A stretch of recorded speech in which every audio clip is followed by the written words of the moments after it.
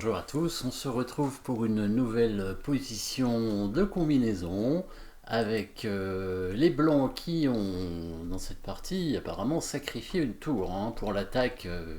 Bon, clairement, on voit le roi noir en danger, ici, pas vraiment bien protégé, mais quand même, il n'y a plus tellement de pièces pour attaquer, il n'y a plus que dame tour. Bon, il y a quelques pions aussi, et ça c'est important les pions.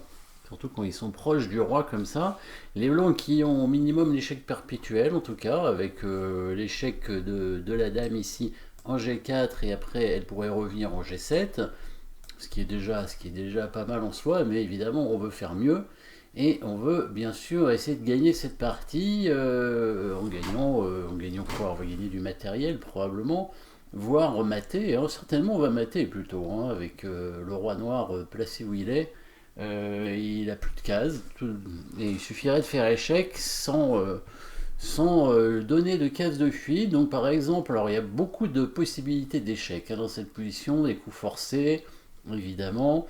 Alors il y a le pion qui peut avancer en G4, donc il y a l'échec de la dame, on a vu en G4 aussi, en F7.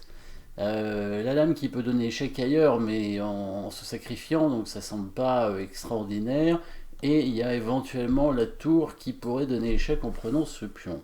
Voilà, donc plusieurs possibilités. Alors, ça a l'air intéressant de peut-être de tester le coup de pion qui avance, mais ça permet au roi noir de venir ici en H4 et par la suite, est-ce qu'il y a un autre échec? Alors l'autre pion pourrait avancer en G3, mais là ce serait pas une bonne idée puisqu'il y a la dame qui contrôle, évidemment, protégée par le roi, et c'est même le roi blanc qui sera mat dans ces cas-là.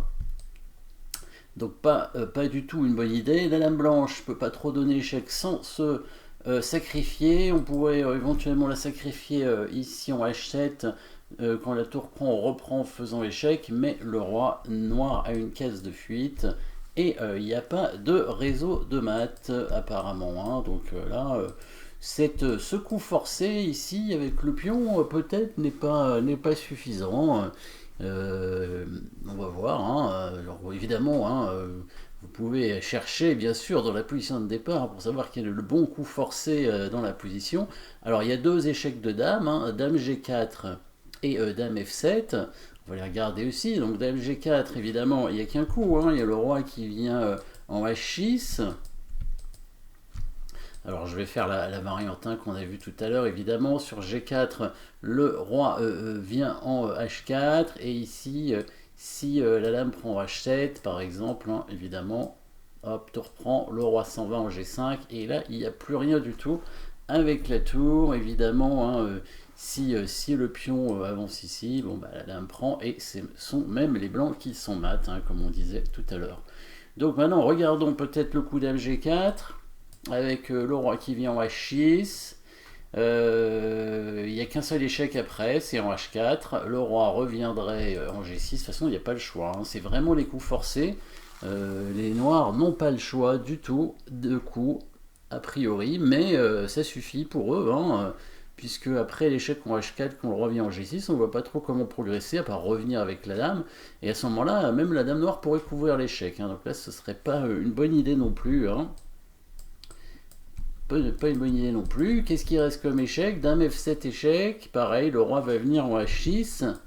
Et là, à part revenir avec la dame en G7, on ne peut rien faire. Et sachant qu'il faut faire échec au départ, obligatoirement. Sinon, on n'oublie pas la menace de mat des noirs, bien sûr, avec dame G1 mat. Si les blancs ne font pas échec, il faut qu'ils partent le mat de toute façon. Et c'est compliqué pour eux de parer le mat, donc il faut faire échec. Donc il reste qu'un coup, c'est le coup de tour. À quoi il sert ce coup de tour? Pour prendre le pion? Sacrifice de tour quand même, c'est beaucoup. Ah, mais ça va peut-être dégager l'espace. Voilà, on va dégager l'espace devant le roi, parce que ce pion ici nous gêne sur la diagonale. Vérifions, quand la tour prend le pion est obligé de reprendre. Ou alors il couvre, mais bon, on va prendre évidemment ce qu'il couvre et on va le mater assez vite, certainement. Donc il va être obligé de prendre la tour. Et seulement maintenant, qu'est-ce qu'on fait seulement maintenant? Après le coup de tour, on pousse le pion au G4. Et quand le roi vient ici, obligatoirement, hein, parce qu'il n'y a que cette case, et maintenant on voit, si on a bien vu dans notre tête que le pion a bougé en prenant la tour, et donc il n'est plus, le pion F6 n'est plus là, la diagonale est ouverte. Donc dégagement d'espace, maintenant la dame blanche peut donner échec en allant là où est la tour en ce moment, c'est-à-dire en E7, pour faire échec. Le roi noir n'a pas de case puisque sa case ici en G5 est contrôlée.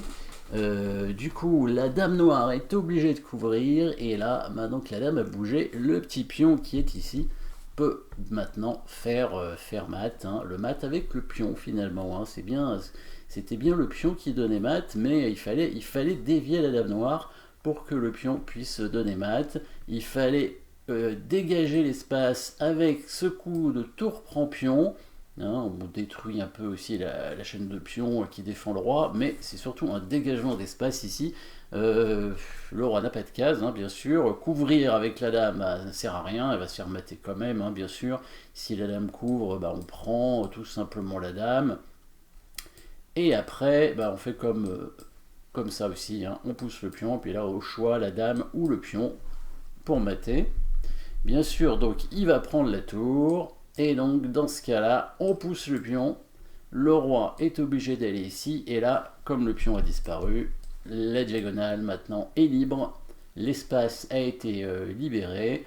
La dame noire est obligée de couvrir et donc est déviée du coup de la défense de cette case. Maintenant, on va pouvoir le mater avec le petit pion. Voilà, coup forcé. Merci d'avoir suivi cette petite combinaison sympathique. Et puis, à très bientôt.